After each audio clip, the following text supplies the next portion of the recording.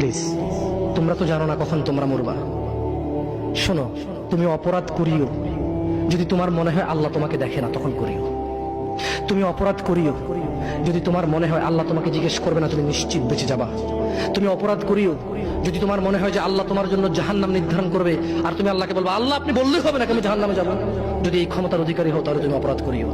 তোমাকে বলি, ইয়া মহিলা, মা, বোন, চাচা, চাচি, নামাজ ছাড়া মানুষ মুসলমান থাকে না। ওয়াল্লাহি আমি বলছি না কোথায় বাঁধবেন, তর্ক পরে। আমি বলছি আপনি নামাজটা স্টার্ট করেন। আমি বলছি না যে তারা ওই 20 রাকাত পড়বেন না 8 রাকাত পড়বেন। আমি বলছি যে আপনি পড়েন, 2 রাকাত হইলেও পড়েন। আমি বলছি যে আপনি ঈশার নামাজ 15 রাকাত দরকার নেই, আপনি শুধু 4 পড়েন। আমি কি বলছি সুন্নত বাদ দিতে? আমি বলছি যে তুমি পড়ছো না, শোনো, ভয় পেও না, ঈশার নামাজ 15 রাকাত তোমার উপরে ফরজ নয়।